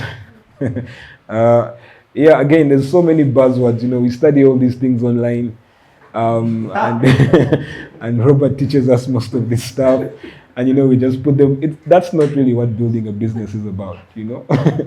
Of course, these buzzwords help us to contextualize this information and articulate it, but they're not like the reality on the ground. Yeah, founder market fit, I think. So you have product market fit, which I think is really one of the main things. Do guys love your product? Like, is it selling like hotcakes? And really being real about that, because there's also, you say guys love your product, but then you're pulling them along by the hand. And we did that for some time. It's only when we really got the quality right that now they actually started to love the product. But for some time, we're really also hand-holding. Yeah, they love the product, and but we're holding their hands. You shouldn't be holding their hands. They should be beating the door down to actually get your product. Yeah, and then you've hit product market fit. And many people go on seed Series A, and they never really got product market fit. Like customers never really loved that product. It was just money kind of driving them along. So founder market fit, I don't know, I guess I had it because I was suffering from that problem. So, but I hope I've defined it correctly because I'm not good with the buzzwords. Would this be a space that I would advise a founder to get in? Yes, definitely. One, the problem still needs to be solved. I hope I've shared some insights that I'm pretty confident would work.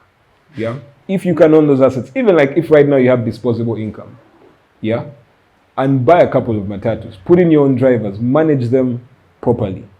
They'll mint cash for you. Don't make the mistake of buying them and giving them to your cousin. You'll burn all your money. Yeah, and when you add the overlay of technology on top of that, you can make it work. There are also additional things that the ecosystem needs that came up.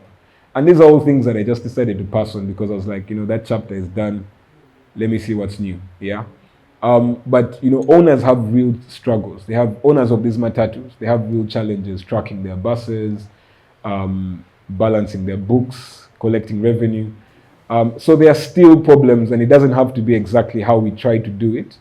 And interestingly, also the B2B was a very strong revenue driver for us. Actually, we ran out of money a couple of months before, but then B2B revenue was keeping us for some months. When we started doing schools, and I'm like, should have done this like 2 years ago. Why was I wasting time with B2C? Because the schools needed like reliable providers. The different organizations needed reliable providers for Matatus, and we just had this platform where they could order them very quickly. Yeah. So I would advise someone to still get in there, learn from the things we learned, learn from where we failed, and build on that. Yeah. Actually, I want to speak about B2B business model. I think if you are a founder and you're doing something, it's much more easier to build a B2B than a B2C. Because we are building a B2B, so marketing comes cheaper. Like everything comes much more easier. So if I'm speaking to an entity, I speak to one guy who makes a decision, and this guy speaks to 100 of them. I'm not in there. I'm able to convince one person, and this one person talks to the entire company, and we're done.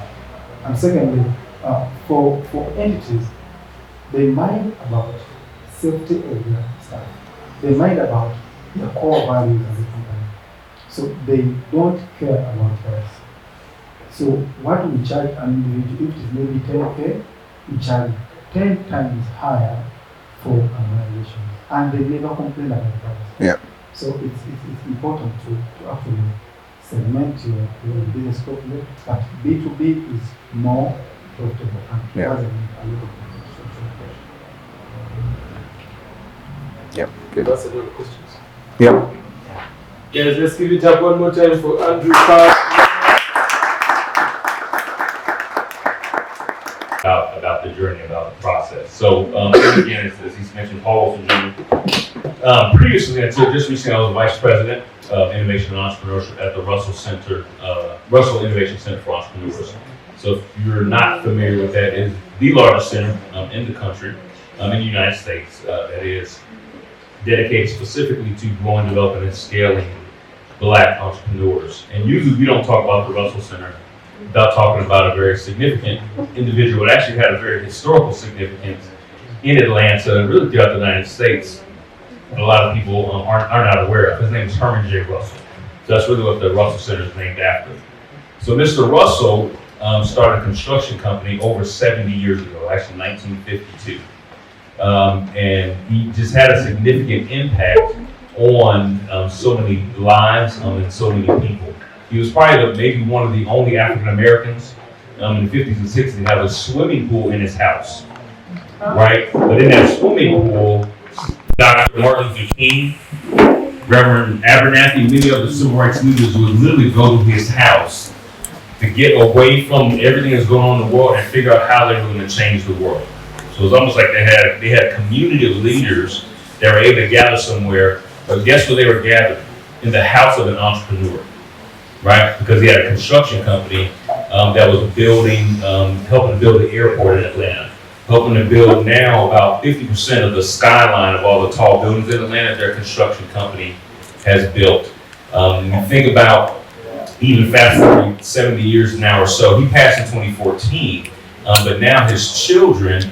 One is running the construction company. Another one is running the CEO of a concessions company that basically the concession stores at airports that are still that many airports have. They have a concessions company. They own tons of real estate, and so now and then their children. So now it's a multi-generational family that's making a significant impact and influence. And so when you think about someone like that, he helped to integrate and break down the walls of segregation, you know, in the chambers of commerce, right, and locally in Atlanta, and more broadly in the state of Georgia.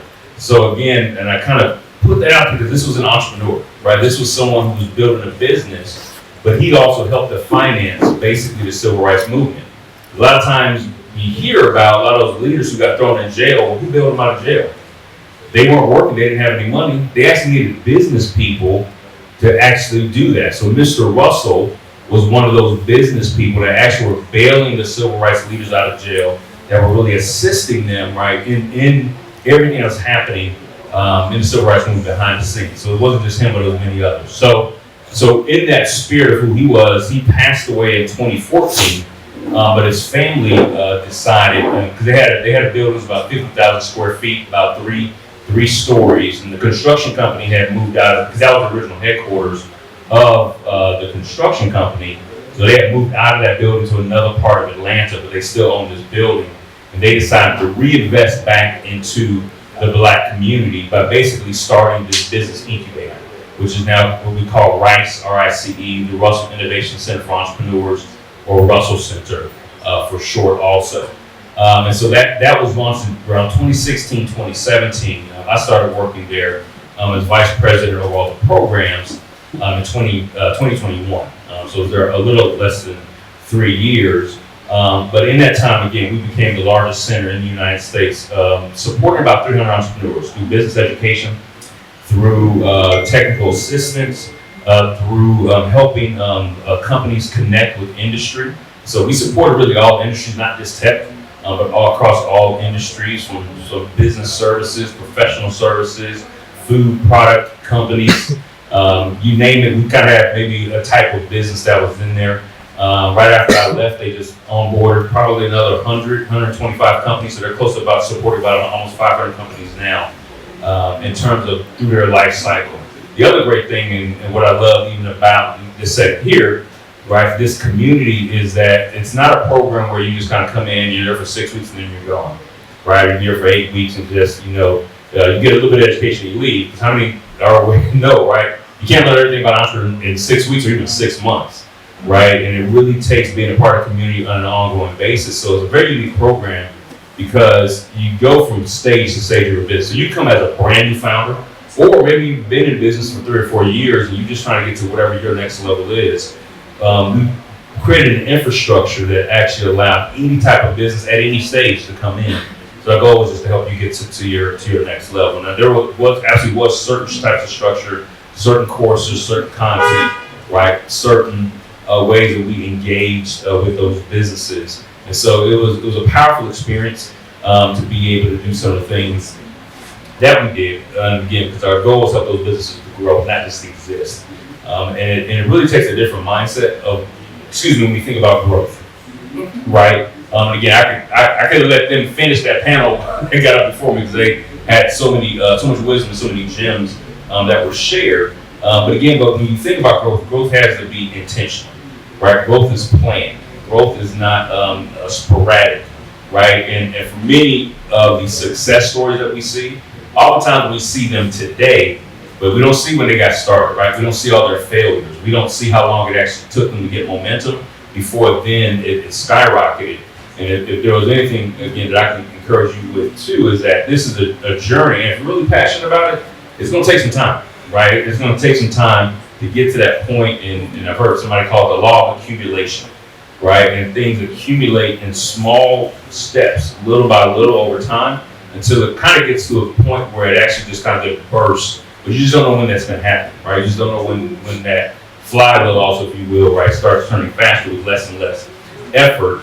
But it's more of the mindset that you're in it for the long haul, right? That you're committed to the process, not just this, I need to get quick money, get rich quick, and then move on. But again, it's the process, it's the journey, and it's what you're willing to invest in it, even as you're seeking investment. A couple things I just shared, again, as we talk about investment, because even in the United States, where yes, there's a lot of money being invested. The number that I pulled from research in 2023, about $170 billion of U.S. dollars that were invested into new ventures, and that number was around about almost 16,000 companies were invested in with that $170 billion. That sounds like a lot, right? A lot of money, a lot of companies got invested into. But the reality of that is that 16,000 companies got invested to is still less than 10% of all startups, right? Probably less than 5% if I multiply that by the total number of businesses. So very few companies, even in the United States, for the most part, get traditional venture capital investment, right? In many ways, it's because, at least in the United States, a lot of the focus is just on unicorns, right? The next billion-dollar company.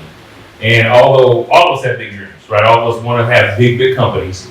But in terms of how they define what the potential of a billion-dollar company is, really at the end of the day, very percentage-wise, few companies fall into their definition, right, of what they want to see, from a venture capital standpoint. Because at the end of the day, they're not in business to help you, right? They're in business to help themselves with your business, right? That's a great deal, right? They get rich off of your business, right? But again, that's how they think, that's how they operate. So you have to kind of walk into those situations with a similar mindset of knowing they're not here to help me, but guess what? I can bring value to them, right? It's not just a one-way relationship where they're bringing value to you. You also have to remember and understand if you're bringing value to the marketplace, like you mentioned earlier, you're solving a big problem for a lot of people. That means you're bringing value to the marketplace, but also in particular to investors. From that standpoint. And so really it almost becomes, he talked a lot about marriage on this last, a whole other session. We talked a lot about marriage, right? But an investor relationship is very, very similar. You have to get to know each other. You have to get to like each other. Eventually you have to get to trust each other, right? For them to give you money. And remember, you're giving up equity and ownership of your company, right? So again, they're receiving value from you just as you're getting something for them. And so those are some of the key things to think about as you're navigating this process. The other thing that I would say as you're thinking about it is you may need a combination of capital, right? So if venture capital isn't the right type of capital, there's angel investors, right? You guys heard the term angel investor, right? Right. So those angel investors, their criteria is lower typically, right? They're not looking for the bigger returns. Their requirements typically aren't as stringent, right? And they are often also, they're not looking for the next unicorn. And many of them, depending on the type of fund that they have, are interested in community-based and social ventures and other ventures that may have more of a social impact. Whereas typically venture capitalists aren't as interested in social impact unless they are, right? But angel investors oftentimes have a broader perspective, right? But even other types of capital, if you think about crowdfunding, right? If you think about some asset-based finance, heard somebody, there was an asset-based question last session, asset-based financing or invoice financing, PO financing, right? It may be not just one thing or not one source that gets you where you need to be, but it could be a combination of things from that standpoint, as well as over time. Again, a lot of entrepreneurs, and I've dealt with them over 20 years or so, right, want to go from 0 to 100 overnight, right? Or they want that one big investment and think that's going to take them over the top. But believe it or not, there are businesses that got the investment, and actually the investment is what actually, the success of the investment in the next business crushed their business, Because although they got the investment, they didn't build up the capacity of the infrastructure to handle the next 10x customers. So if I ask anybody in the room this question now, don't answer this, just think about it. If you got 10x customers tonight, 10 times as many customers you had before, could you run your business the same way? And could you support those customers, right, the 10x customers, just as much, just the same way you can support them right now? The answer is no. It's possible that 10x of customers, where it sounds great, could literally crush your business, right? Could literally put you out of business. And so as you're thinking about like building infrastructure, building capacity and capital, it's if I'm not going to go from 0 to 100 overnight, what does it look like going from 0 to 10, right? And then maybe 10 to 25, 25 to 50. Where it's these incremental steps, which means that, yes, overall you may need $250,000 or $1 million, let's say 250, right, in investment, but you need 250 today. What if you got 25 today, and could that get you to your next step? So now you demonstrate what you need to demonstrate. Now I go get 50. Now I go, after that, I go get 75. So yes, maybe over 2 or 3 years, I got the 250 that I thought I needed today, but actually getting it in incremental, getting it in increments, right, allowed me to kind of gather a little bit at a time, but I was able to grow incrementally. So again, I didn't grow too fast, too quick, and then crushed, right, by my own success or by things happening so quickly from that standpoint. So definitely, as you're thinking about investors, as you're thinking about how you're going to grow your business, whether it's going to be organically or externally through partnerships. Here's the other thing I would say about partnerships. One of the most effective things you can do to build capacity is actually partnering potentially with the person sitting right next to you, right? Because like somebody else has the question about, do I need to hurry up and hire a CFO or CTO and all these individuals? And many times, many businesses are the founders trying to grow the business by themselves versus what if you actually connect with 2 or 3 other people who are all trying to build, right, a venture, but you actually are able to leverage one another's strengths, right? You're able to leverage one another's expertise so that you're actually benefiting one another. Now you can, and again, that doesn't mean you have to be in business together forever, right? But it may be for a season. It may be to go get a contract, right? It may be to win a bid. And you all, as a joint venture, now you have more capacity that allows you to get some wins. And then later, if you decide not to work anymore, but at least you have some wins, you have some successes, right? You have some experience that you can grow from. So we have to, when I say we, because I'm also, when I say we, even in the United States, a lot of what I'm sharing here, I actually have to share back home because there's still a struggle for us to get capital. That number that I just gave you now, 170 billion, still less than 2% of venture capital goes to Black Americans. Less than 0.5% goes to Black women, right? This is 2024, right? As much as we've advanced, there's still a long ways to go, right? And so we have to think much more creatively, much more as a community. And like I like to say, where it takes a village to raise a child, right? It takes a village to raise a business, right? And this is a village, right? And oftentimes the expert you need is the person sitting next to you, right? Oftentimes the resource you need is the person sitting next to you. Sometimes we're always looking at the person on the stage, right? Or the person in the high office or the person with a lot of money, but they're not always the best resource. Sometimes the best resource is right in the room next to you. And once we get to know each other better, talk to each other, see what each other's strengths, and also see what each other's done in our past careers or past history or back in school or the network we're connected to, many of the resources, many of the things that we need to get to the next step isn't outside the community. Oftentimes it's right inside the community of what we need. So with that, I'm going to pause, take any questions, get any thoughts or feedback from that standpoint.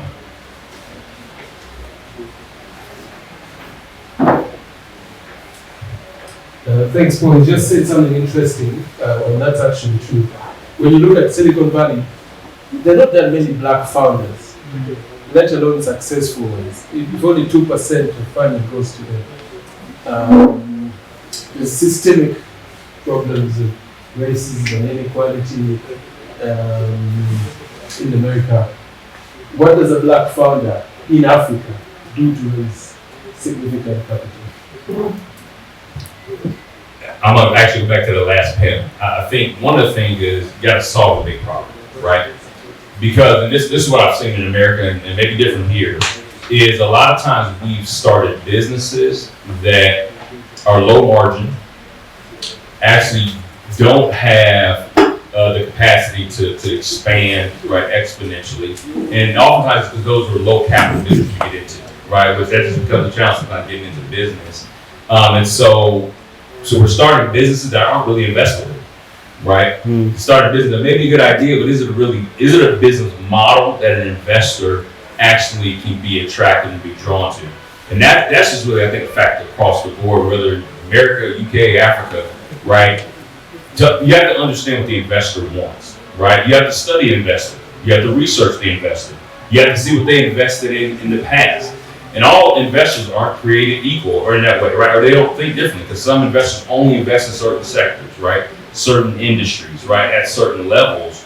But if we don't know that going in, we can be having a wrong conversation with the wrong person, right? And they talk to each other, right? So if you had a bad experience with one, it's possible that they're going to talk to others just because they're all in the community too, right? And so when we talk about an investor business, one is just start on the other end. Research what investors are interested in. Research the trends that are happening right now, right? Research their history, what they've already done.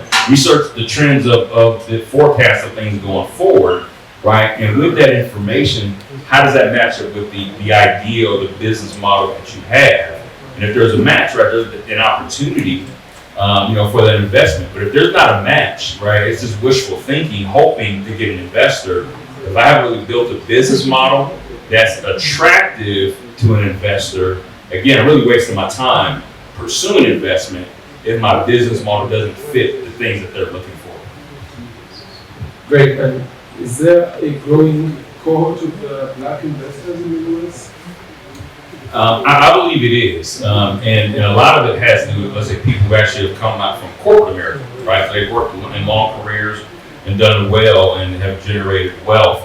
Now they're looking for different places to invest their money. They're maybe more on the angel investor side versus the typical VCs, and that's why I think there's a growing number of angel investors, people with not massive wealth, but they got some wealth that allows them to want to find other ways to invest. And many may invest in real estate or the stock market, but now, and especially when you think about again social ventures and people who want to invest in companies that support their causes, right? That causes them to say, okay, I want to invest in this sector and these types of businesses, right? That have maybe more of a social impact from that standpoint. So I would definitely say yes, and also there's different angel networks, right? So a lot of these angel investors aren't necessarily individuals, but they get into groups and they plan and they strategize together and they try to figure out with one another, right, different markets they want to invest into. So yeah, it's absolutely growing from that standpoint. You have a list that we can plug into? I don't, but I can get you one. Right. Yes. Guys, any questions for Paul? Yeah. Hi, Paul. Hello. My name is Paula, so that's funny. But yeah, thank you so much for what you've been doing. I know that it's been exhausting, but I hope it has also been inspiring. Been following Jorb, and you've been to MCI and AmCham and all of that, and so thank you so much for serving us. I have two questions. One is just out of curiosity, what next? So you have shared that you used to be the VP and you left, and so I'm curious what's next for you. Yeah, just maybe why you decided to come here, what you're seeing about African entrepreneurs, why you've decided to do this tour, sharing all the information that you're sharing. I think you've had such maybe a more exposed, broader view than many of us in this room. And so I'm curious what you're seeing that we might not be seeing and that might encourage us. All that is one question, imagine. So the second one, you kind of already alluded to about the mindset and the criteria to kind of get ready for investment. I know there's no like one set path of rules, but I'm curious if like your rules were thought about. If you're gearing up for investment in the next year, in the next 2 years, I would be working on these things? So in terms of what's next, so I'm currently, my new job, I'm Vice President of Programs and Community Impact for the Urban League of Greater Atlanta, which is basically a 100-plus-year organization focused on economic development. And they have entrepreneurship as one of their pillars, but also housing, workforce development, and then emergency financial relief, for people who are experiencing, different challenges. So I'm covering a broader scope of economic development services, but I love entrepreneurs. So I already told that team they're going to be my favorites. But we're looking at the overall economic issues and challenges. And so I get to lead those teams who are focusing on those issues. In terms of, but that's on, I'll say, my kind of professional job side, because this here is not connected to my job, right? So I was able to come here, worked with Jerome and do the Mandela Washington Fellowship reciprocal exchange to help kind of organize this. This is actually my third time I've been to Uganda. I was here twice last year. So last year, in November, I was here during Enterprise Week, Global Enterprise Week. I got a chance to speak and meet with a lot of organizations. And so Uganda is kind of growing on me. And one of the things I am excited about, because I have been able to kind of go around the last time I was here and this time, so many different organizations and see so much potential, so much talent, so much energy around entrepreneurship. I think this is like, Uganda thinks is one of the best kept secrets on the continent, right? Because so much attention is being paid, of course, to Nigeria and Kenya and South Africa, right? Because they get most of the focus right now, most of the investment. But this is kind of, to me, one of those kind of underground opportunities that's bubbling up because there's so many different organizations here that are focused on entrepreneurship. It's not just one, right? So I do have a relationship with the Innovation Village. I'm going to continue to grow that relationship. But I know they're connected to the ecosystem and some of the other organizations. So I think that's also the power of what's happening here. Because all these organizations are in the ecosystem, right? Are growing, developing, and building a knowledge base, right? Getting this information. So hopefully I can be a part of what happens next. Just to be a collaborator, from that standpoint. One of the things I'll put it out here because now if I say it, I may have to be held accountable for it. But one of the things I'm interested in doing is actually talking to other potential angel investors and entrepreneurs back when I get back home, to Atlanta. Basically to say, hey, I guess what I think, guess what I'm learning.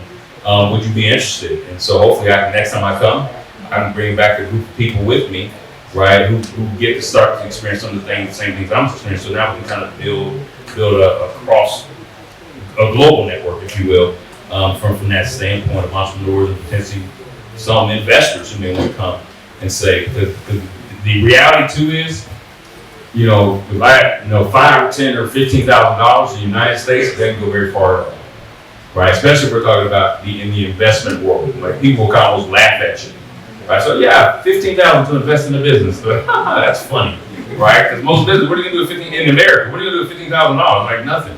But here, right, it's a different scale, right? There could be some major impacts. And so there are people there with that type of money, like I said, not major money, but they got significant amounts of money that they could be interested in investing in entrepreneurship. So that's what I'm going to be working on when I go back home. From that standpoint, how to continue to build the relationship and networks here. And again, hopefully, like I said, to me, when I think about the word collaborate, it's co-labor, right? We work together, right? And so if there are ways for us to work together, again, across borders, across nations, and across the world, that's what I want to kind of help spark. Is there another question that I missed as a part of your questions? Get them all. Just your criteria for investment readiness. Gotcha.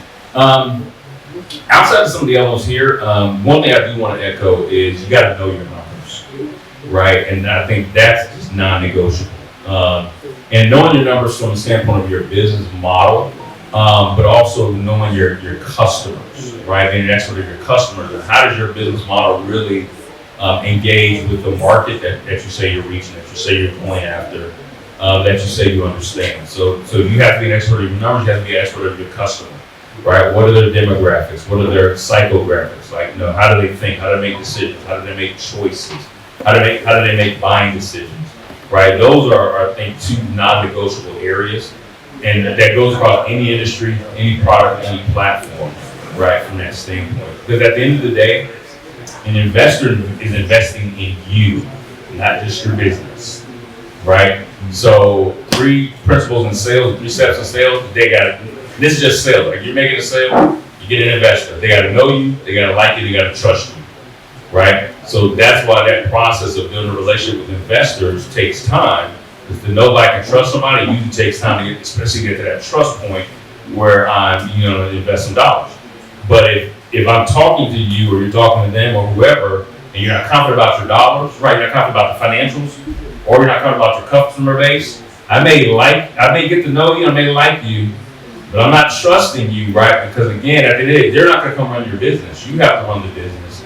So that trust factor is, if I give this person this money, do they know their business well enough? Do they know the market well enough that they can execute with these funds, right? And get a return on investment. And if that trust factor isn't there, because the confidence coming the other direction of someone who's not sure about their numbers, not sure about their market, right? Not sure about their model, oftentimes that relationship opportunity stops right there, right? In terms of the investment, not moving forward. So that's some of my thoughts of what I say from a criteria standpoint.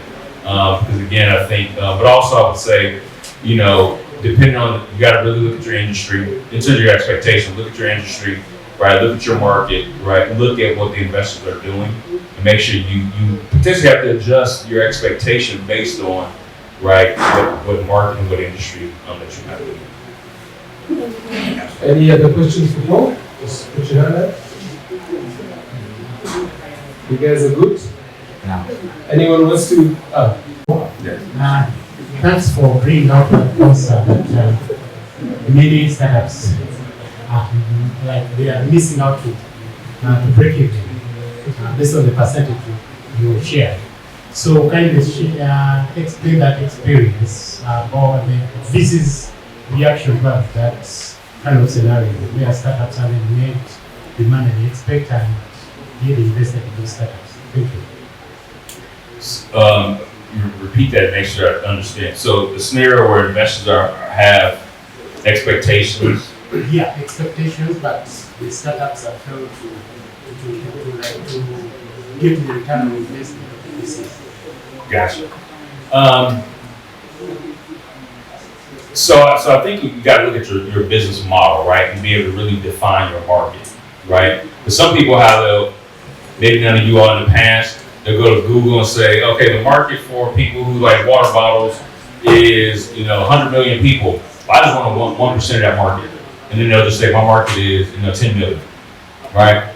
That's incredibly unscientific, right? Unreliable. Just say I want 1% of a market, right? So anyone who takes that approach and then you take that to an investor, they'll basically know that you hadn't done your homework, right? They'll know that you didn't really do your due diligence, right, in the process to really understand your market, right? And that's just one example, right, from that standpoint. So in order to find out, because who really is my market? If I'm selling water bottles, right, who am I selling that water bottle to, right? What part of the country or what part of the world, right? What are their likes? What are their dislikes? What is their likelihood to buy my water bottle? Who are my competitors who are already selling water, right? Whatever all of those things is from a market research standpoint, right? If you can confidently answer those types of questions, it gives that investor more confidence. Y'all ever heard the show, watch the show Shark Tank? Yeah. Right? So I always encourage people, when you watch the show, it's great entertainment, but listen to the questions that the sharks ask, right? Because they ask questions like, how many of you already sold? How much have you already invested into the business? What's the unit cost for one bottle, right? What are your production costs, right? If this one bottle goes from 1,000 to 10,000, right? They ask some very straightforward questions. It's entertaining, but if you kind of just listen to the questions that they ask, those are legitimate questions that any business owner should be able to answer. And if you can't answer those types of questions, right, just like the sharks on the stage, no thank you, I'm out, right? Real investors, no thank you, I'm out, right? Because here's the thing, they're looking for that you have a mastery of the numbers and of the market. So, because again, they're also thinking about their ROI. If I give you this money, how long is it going to take me to get my money back, right? How much money can I make on this deal, right? How much money are you going to? It doesn't take to to get that profit, right? So they're doing all that math. And here's the other thing. So I actually had a friend who actually was at the Russell, who actually went on Shark Tank. One of the things about that we don't get to see is the segment of the show's only 8 to 10 minutes because it's TV, but the real engagement is actually about an hour long. So they're on the stage, they're off the stage, they're behind the scenes, they're having actually behind the scenes negotiations too with the sharks and having discussions with the sharks. We only get to see a small segment of that. So you better believe that that extended time, they're probably hammering them on those financials, right? They're probably going really in depth on the market, going really in depth on their costs, right? To finally we get to the end to see whether they say they're in or they're out. But actually, in reality, that process is about an hour long for each pitch that comes up on that stage. So, and again, which is more realistic of probably a typical, right, time that you're going to have potentially in front of an investor if it's 20 or 30 minutes versus 6 to 8 minutes from that standpoint. So yeah, long answer, but did I answer your question in terms of what you're looking for? Was that helpful? You shared about the failed startups, so I wanted to know if this is kind of reaction to that situation where startups didn't get the return on investment as this to the expectation of the VCs. Like maybe they invest and then the startup doesn't work out. Yes and no, because many investors, and no, again, not exactly the same, but a lot of them look at it from a portfolio perspective, right? So they'll invest in 20 companies. Now they want them all to succeed, but they know all 20 won't succeed, right? So they're at least from an overall financial perspective, if they hit on one or two, they become these billion-dollar unicorns. That make all the other 18, it was worth it to get to the two that hit, right? So they have a portfolio perspective. So absolutely, they want every single one of them to hit, but they don't have an expectation that they all will. Now they're going to do their due diligence too, right? And they're going to everyone that they pick, they believe they're going to hit, but this reality, they already know from history, right? They can't guarantee all those companies are going to succeed. Right, they can't guarantee all of them will be successful, but they do have a broader view that they don't have to be 100% on each individual one, right? But their overall financials, as long as they get 2 or 3, they hit really big, right? But of course, they're humans too. Things that don't work well, that's going to impact how their next round of investment, like companies, industries. Here's the other thing: industries that may have been hot last year, are they hot this year? Some of them they may have invested in last year. They may have already said, well, I already invested in 5 of those companies in the industry last year. I'm just not doing any more this year. And it may not even matter how great the next company is. Their portfolio has already said, all right, we've already maxed our investment out in that industry. Now we're focused on something else this year. So sometimes market dynamics play a role into this, right? Where it may have nothing to do with your company, but it has everything to do with their own portfolio and how they're making, decisions, right, from that standpoint. So a lot goes into their decision. Sometimes, again, it's not just is your company investable or not. It could be that plus these other factors that come into play in how they make their decisions. Does that help? Okay. And this will be the last one. I'll take one. Any other questions? Thank you very much. Davis, I have 2 short questions. One, can you then inform the best here in UG get it raise? And if so, how? I'm sorry, say it one more time. Can you then inform the best here in Uganda get it raise? Not yet.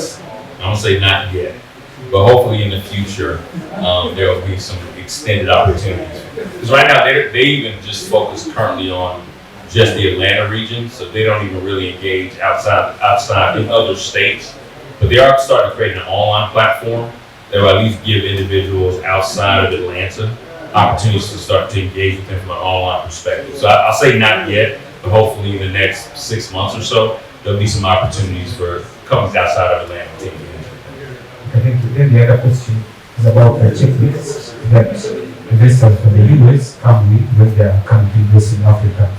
We find that most of the items you have in that checklist are not feasible for the African situation.